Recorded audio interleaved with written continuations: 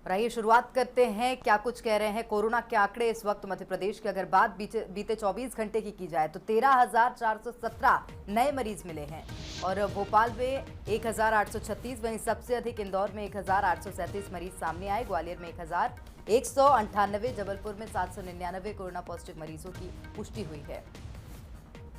तो रतलाम में संख्या 299 है। इसके साथ ही रीवा में 349 नए मरीज सामने आए और प्रदेश में पिछले 24 घंटे में 98 लोगों की कोरोना से मौत हो गई। प्रदेश में एक्टिव मरीजों की संख्या बढ़कर 94,276 हो गई है। इतनी संख्या में मरीज इस वक्त प्रदेश में कोरोना का ट्रीटमेंट ले रहे हैं।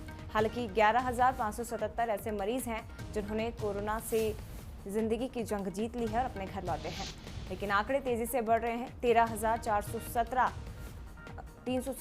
नए मरीज सामने आए हैं।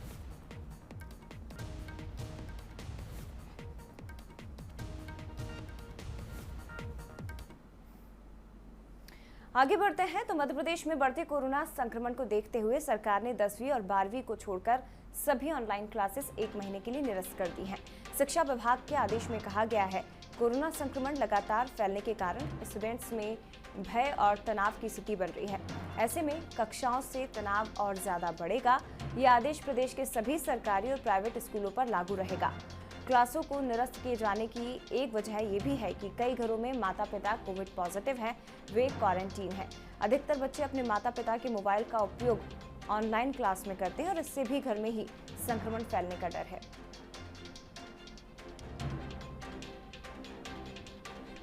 स्कूल शिक्षा विभाग ने आदेश जारी किया है, ऑनलाइन क्लासेस बंद होंगी। छात्रों से जुड़ी हुई ये महत्वपूर्ण खबर। 10वीं और 12वीं की कक्षाओं को हालांकि इससे छूट रहेगी, लेकिन 1 से 31 मई तक ऑनलाइन क्लासेस फिलहाल बंद की गई हैं।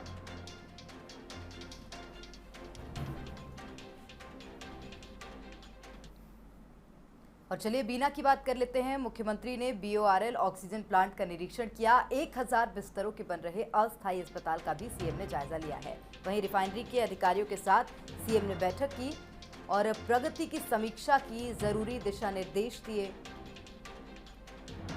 मुख्यमंत्री शिवराज सिंह चौहान ने अधिकारियों के साथ भी बैठक की। क्या कुछ कोरोना को लेकर कदम उठाए जा रहे हैं, इसकी भी समीक्षा की है मुख्यमंत्री शिवराज ने। कोरोना के खिलाफ युद्ध स्तर पर संघर्ष जारी है और लगातार हम प्रयास ये कर रहे हैं कि जो हमारे संक्रमित भाई और बहन हैं उनका बेहतर इलाज कर सकें। सरकार की दोहरी रणनीति है, एक संक्रमण को बढ़ने से रोका जाए। मैं प्रदेश की जनता को बधाई देना चाहूँगा। गांव-गांव में जनता ने जनता कर्फ्यू लगा के अपने गांव को भी बंद किया, मोहल्लों को भी बंद किया। संक्रमण की चैन तोड़ने की हम कोशिश कर रहे हैं। हमारे प्रदेश में अब संक्रमितों की संख्या बहुत तेज़ी से नहीं बढ़ रही। पॉजिटिविटी दर हमारी लगातार नीचे जा रही है और मुझे विश्वास है कि जनता के सहयोग के कारण हम जल्दी कोरोना पर काबू पाएंगे। और कैबिनेट मंत्री विश्वास सारंग ने अपने विधानसभा क्षेत्र के लोगों से जूम ऐप के जरिए बातचीत की है। विश्वास सारंग ने कॉलोनियों और मोहल्ले समितियों के अध्यक्षों से कोरोना कर्फ्यू का पालन करने का भी आग्रह किया।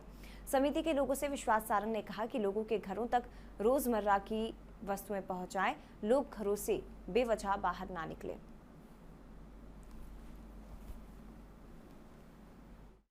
में आपके मोहल्ले में कोई एक व्यक्ति को आप अधिकृत कीजिए, जो कि रोजमर्रा का यदि कोई काम हो तो वो सबकी तरफ से करे। हम पूरी तरह अपने घर में रुकें, बल्कि ये हम स्वयं अपने हित के लिए, अपने संरक्षण, अपने। ग्वालियर में कोरोना महामारी अपने चरम पर है। इस संकट के बीच बीजेपी में आपसी खींचतान शुरू हो गई है। बीजेपी के कुछ वरिष्ठ नेताओं ने शहर में बिगड़ते हालात के लिए सिंधिया समर्थक नेताओं को निशाने पर लिया है। आरोप लगाए जा रहे हैं कि कुछ लोग फोटो खिंचवाने के चक्कर में इंतजामों की हवा निकाल रहे हैं। ग्वालियर में बढ़ता कोरोना संकट, राहत की उम्मीद लगाए परेशान लोग, ऑक्सीजन और दवाओं का टोटा और इन सब से लापरवाह सियासत, और सियासत भी ऐसी जो अपनों के ही खिलाफ संकट की घड़ी में बीजेपी में आपसी तालमेल की कमी है, घमासान मचा है और बात सिर्फ इतनी सी है कि श्रेय का सेहरा किसके सिर बंधेगा और असफलता का ठीकरा किसके सिर फूटेगा। बीजेपी का एक गुट कांग्रेस से बीजेपी में आए नेताओं पर सब कुछ चौपट करने का गंभीर आरोप लगा रहा है। यहां तक कह दिया गया कि नेता फोटो खिंचवाने के चक्कर में इंतजामों की हवा निकाल रहे हैं कि यहाँ के जो स्थानीय नेता हैं वो अपने अपनी नेतागिरी चमकाने चक्कर में है।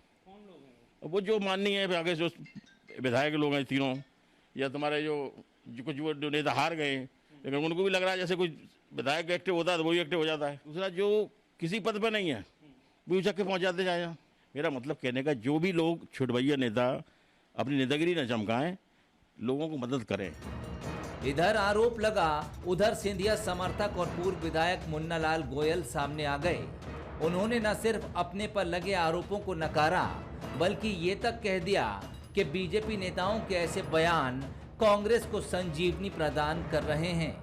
ये सब काम प्रशासन कर रहा है और प्रशासन की जिम्मेदारी है। इस सब में हमारा कोई रोल नहीं है। हमारा केवल इतना है कि जनता परेशान ना हो और जो व्यवस्थाएं वर्तमान में हैं इंजेक्शन की, वो गरीब जरूरतमंद लोगों तक पहुंचे, ही हमारा प्रयास है और उस बारे में हमारी जरेब हुई। इस आपसी खींचतान पर कांग्रेस को भी बोलने का मौका मिल ही गया। कांग्रेस ने फिर दावा किया कि कांग्रेस से गए नेता अब भी बीजेपी में एडजस्ट नहीं हो पाए, तभी खींचतान जारी है। देखिए, इस समय ये बात सही है कि अब फोटो खिंचाने की राजनीति नहीं होना चाहिए। इसमें सबको मिलकर, चाहे भाजपा हो, कांग्रेस हो, कम्युनिस्ट हो, बसपा हो, सपा हो, सभी को मिलकर इस समय लोगों की जान बचाने की आवश्यकता है। इसमें ग्वालियर में दो बड़े नेताओं की जंग है। ये दो बड़े नेताओं के, भाजपा के दो बड़े नेता हैं, उनकी आपसी जंग है। इसमें दोनों कार्यकर्ता एक दूसरे से लड़ रहे हैं। कोरोना के चलते बदइंतजामी झेलते ग्वालियर वालों के लिए हालात अच्छे नहीं हैं, लेकिन महामारी के इस दौर में भी नेताओं के बीच श्रेय लेने की होड़ मची है और असफलता का ठीकरा फोड़ने के लिए एक अदद सिर की तलाश करने से फुर्सत नहीं है, फिर चाहे वो सिर अपनों का ही क्यों ना हो। प्रहलाद सेन, बंसल न्यूज, ग्वालियर। आगे बढ़ते हैं। खबर जबलपुर से है, जहां पर हाईकोर्ट ने दमोह कलेक्टर को आदेश दिए हैं। चुनाव में कोविड प्रोटोकॉल का पालन ना होने का एक पूरा मामला है। इस मामले में जबलपुर हाईकोर्ट ने कलेक्टर को आदेश दिए हैं कोविड गाइडलाइंस का पूरा पालन किया जाए। तो 2 मई को दमोह में मतगणना होनी है, चुनावों के नतीजे आएंगे और इसको लेकर हाईकोर्ट ने ये आदेश दिया है। काउंटिंग टेबल्स पर भीड़ जमा ना हो, राजनीतिक दलों को जुलूस भी ना निकालने दिया जाए। तो यह आदेश हाईकोर्ट की तरफ से कलेक्टर्स को दिए गए हैं। कोरोना गाइडलाइंस का पूरा पालन होना चाहिए, बेवजह भीड़ नहीं इकट्ठी होनी चाहिए, राजनीतिक दलों को विजय जुलूस भी ना निकालने दिया जाए। तो जबलपुर हाईकोर्ट ने ये बड़ा आदेश दिया। और उसके पहले आपको बता दें कि मद्रास हाईकोर्ट की तरफ से भी यही सख्ती दिखाई गई थी चुनाव आयोग को, जिसके बाद 5 राज्यों में होने वाले चुनावों के नतीजे जो 2 मई को आने वाले हैं, उसमें भी विजय जुलूस पर रोक लगा दी गई है।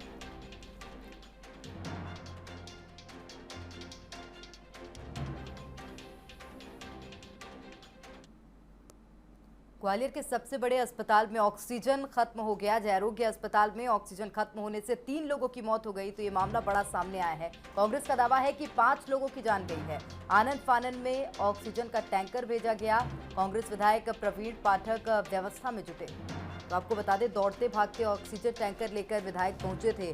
सोशल मीडिया पर वीडियो भी उनका वायरल हुआ था और उन्होंने ये भी कहा था कि अब हर वर्ग को और हर जनप्रतिनिधि को लोगों की रक्षा के लिए आगे आना पड़ेगा।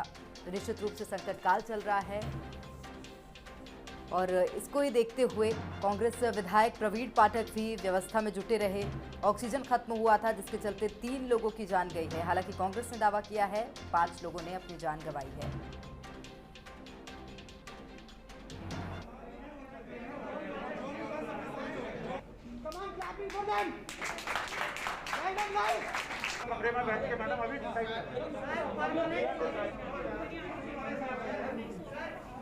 तो ये 2 तस्वीरें आप देख सकते हैं टेलीविजन स्क्रीन पर। पहली तस्वीर में परिजन हंगामा करते हुए दिखाई दे रहे हैं। जब ऑक्सीजन खत्म हुआ, परिजनों ने हंगामा किया, जहां पर उन्हें समझाइश दी गई, लेकिन उसके बाद कांग्रेस विधायक प्रवीण पाठक दौड़ते भागते ऑक्सीजन टैंकर लेकर अस्पताल पहुंचे थे।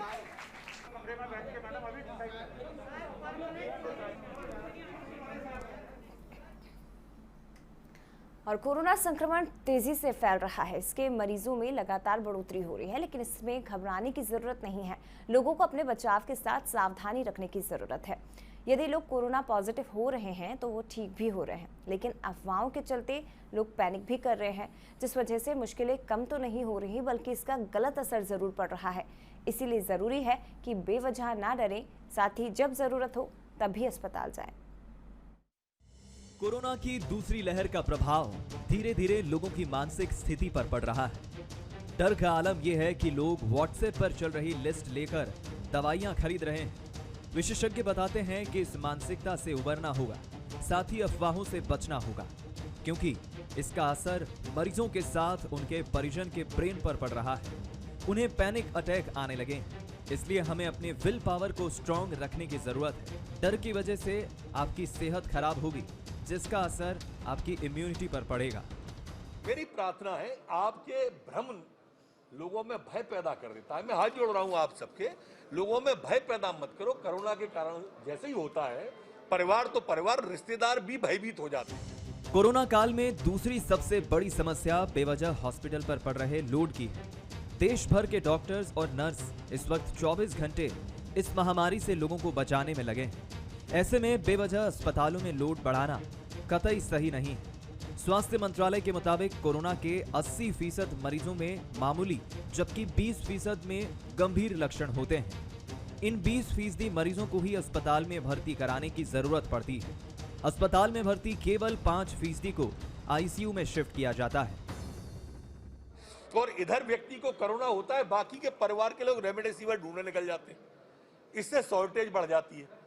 वो लाके घर पे रख लेते हैं, जबकि रेमडेसिविर लगना जब चाहिए जब 50% या 40% से ज्यादा इन्फेक्ट हो अंदर। आज हमारे पास वैक्सीन है, जरूरी एहतियात रखने पर हम इसकी चपेट में आने से बच सकते हैं। साइकोलॉजिस्ट का मानना है कि हम अपने दिमाग को जैसा फील कराना चाहते हैं वो वैसा ही करता है।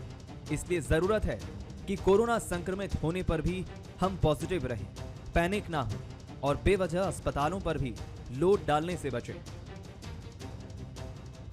Bureau report, Bansal news. Corona महामारी के संकट के बीच दिन में 18 से 20 घंटे काम कर रहे फ्रंटलाइन वॉरियर पुलिसकर्मी बड़ी संख्या में संक्रमण का शिकार हो रहे हैं, लेकिन अस्पतालों में बेड्स की दिक्कत लगातार बनी हुई है, जिससे उनके इलाज में परेशानी हो रही है। इस समस्या को देखते हुए जबलपुर में पुलिस ने 16 आईसीयू बेड वाला अपना कोविड केयर अस्पताल खोला है, जिसमें पुलिस कर्मियों का इलाज किया जाएगा।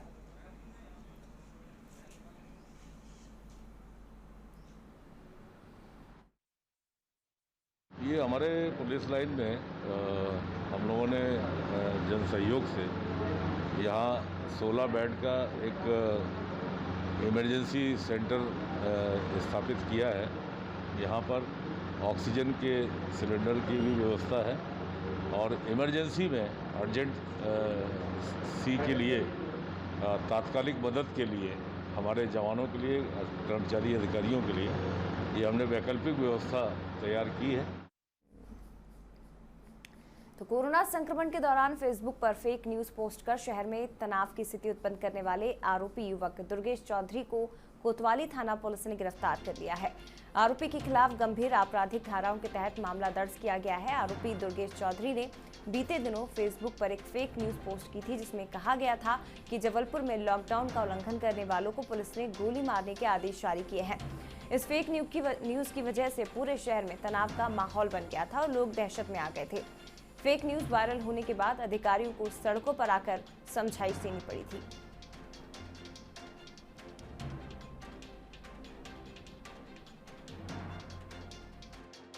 आरोपी है दुर्गेश पिता बाबूलाल चौधरी, SBI कॉलोनी चेरीताल जबलपुर का रहने वाला है। इस युवक ने अपने फेसबुक पर एक आपत्तिजनक स्टेटमेंट पोस्ट करी। प्रशासन द्वारा ये आदेश जारी किए गए हैं कि लॉकडाउन का पालन न किए जाने पर गोली मार दी जाएगी। इस प्रकार की इसके द्वारा भ्रामक जानकारी फेसबुक पर डाली गई थी और संबंध के खिलाफ आपदा प्रबंधन अधिनियम 2005 की धारा 54 के अंतर्गत खुलासा तैयार कर माननीय न्यायालय के समक्ष प्रस्तुत किया जाए। रतलाम में नकली रेमडेसिविर इंजेक्शन बनाने का बड़ा रैकेट पकड़ा गया है। एक युवक ये गिरोह नर्स बहन के साथ मिलकर चलाता था। बहन मेडिकल कॉलेज से उसे रेमडेसिविर इंजेक्शन की खाली शीशी लाकर देती थी और भाई इसमें सामान्य एंटीबायोटिक पाउडर मिलाकर उसे फेविक्विक से फिर से पैक कर देता था। इंजेक्शन के खाली खोखे पर लिखे हुए मरीज के नाम को सैनिटाइजर से मिटाकर उसे कालाबाजारी करने वालों को 6 से 8 हजार रुपए में बेच दिया जाता था। और उसके बाद दलालों के जरिए ये नकली इंजेक्शन जरूरतमंद ग्राहकों तक 30 से 35 हजार रुपए तक में बिकता था। पुलिस ने इस मामले में अब तक 7 आरोपियों को गिरफ्तार किया है। इसमें रतलाम के जीवांश हॉस्पिटल के डॉक्टर उत्सव नायक, डॉक्टर यशपाल सिंह, मेडिकल व्यवसायी प्रणव जोशी समेत मेडिकल कॉलेज की नर्स रीना प्रजापति, रीना का भाई पंकज प्रजापति और जिला अस्पताल में पर्ची बनाने वाले गोपाल मालवीय और रोहित मालवीय शामिल हैं।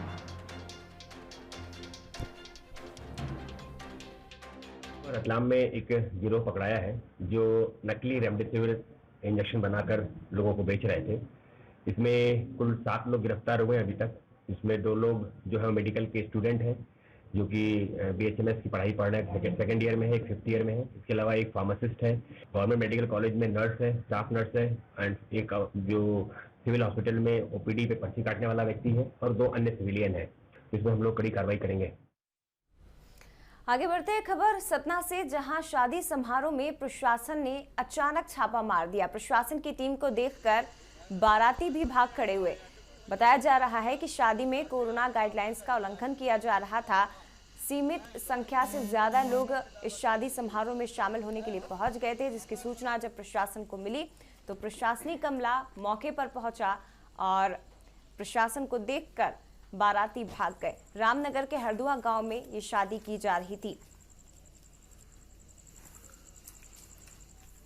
तस्वीरें आप देख सकते हैं रतलाम से है, जहां पुलिस प्रशासन का अमला एक ऐसी शादी में पहुंचा जहां पर कोरोना गाइडलाइंस की धज्जियां उड़ाई जा रही थी।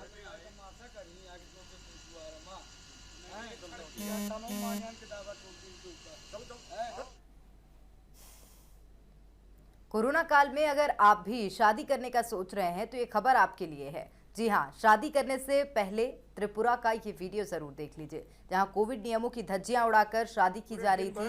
जैसे ही इसकी खबर कलेक्टर शैलेश यादव को लगी तो वो मौके पर पहुंच गए। इसके बाद क्या हुआ, ये वीडियो देखिए।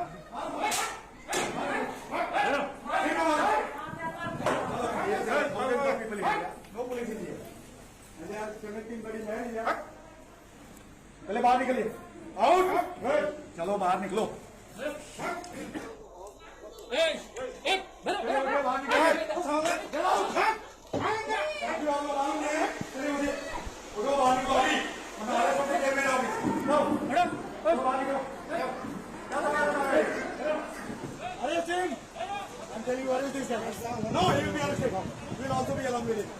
You people have violated government order willfully.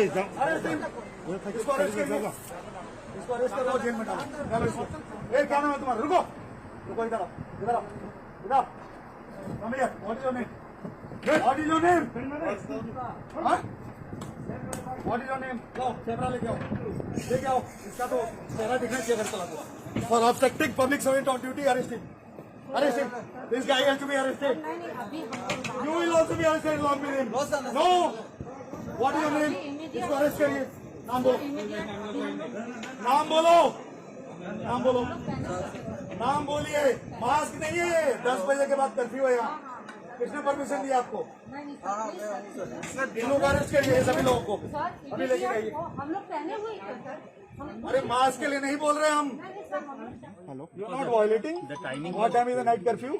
Night curfew is 10, but if the auspicious time is 11, then what can we do? Then you do at your home, inside your room, not in a marriage hall. You please read 144 order carefully. You seem to be an educated man. Don't talk like a bloody villager, uneducated person. Sir, don't talk to me like this. I'm a surgeon. Okay. You catch hold of this guy obstructing public servant on duty. So what? Catch hold of him. कौन है? लाइए। Hey, Saroj, My sister's married. इधर हो। That's why you are violating. You should be arrested first of all. No. This guy, he is obstructing district magistrate on duty. Arrest him. No, sir, we are not officers. Arrest him. 353. Arrest him. Sir, we are I am filing a complaint. Arrest him. Arrest him. Arrest this guy. Arrest this guy. Take him to lock up right now. Take him. Take him to lock up right now. Take him to lock up right now. भैया Please. Please भैया या मत बोलिए, जाइए। माता जी आप होंगे, जाइए।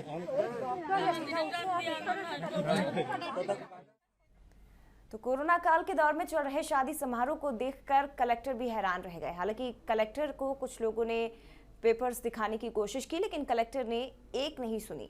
कलेक्टर की शादी के स्टेज पर जा पहुंचे और कार्यक्रम चल रहा था, जहां से उन्होंने लोगों को बाहर भेजना शुरू कर दिया। और इसके बाद जब कलेक्टर आगे बढ़े तो शादी में आए मेहमान बिना सोशल डिस्टेंसिंग के ही दावत उड़ा रहे थे। इतना ही नहीं, कलेक्टर ने दूल्हे को भी गिरफ्तार कर लिया, साथ ही गार्डन को 1 साल के लिए सील कर दिया है। वहीं दूल्हे और अन्य पर कार्रवाई के निर्देश दिए गए हैं। साथ ही कलेक्टर शैलेश यादव ने पुलिस की कार्यप्रणाली पर भी नाराजगी जाहिर की है। Manikya Court and this Gulab Bagan are banned. They will not be allowed to function for next 1 year as marriage halls. All these people who are assembled here, they have violated the order under section 144 Criminal Procedure Code, and they will be prosecuted under 188 of Indian Penal Code. They will all be arrested right now. So how many people? And I will also recommend to the government to suspend OC of the West Agartala Police Station, because he has not acted upon repeated complaints of people. And I, as a district magistrate, had to come here. This is very shameful on the part of the police that they have behaved like this. Sir, how many people arrested? They will count. कितने लोग इधर? Count करके बोलो। OC को कल मैं suspend करा रहा हूँ। तुम लोग जो काम कर रहे हो ना, अभी काउंट कर बोलो कितने हैं, चलो, वरना तुम भी जाओगे उसके साथ। चलो। नहीं हूँ मैं सर, वो आ रहा है। तुम जो भी हो, काउंट करके बोलो। I am bloody your district magistrate, okay? What is your name? तुम भी जाओगे उसके साथ। You all are hand in gloves with these people.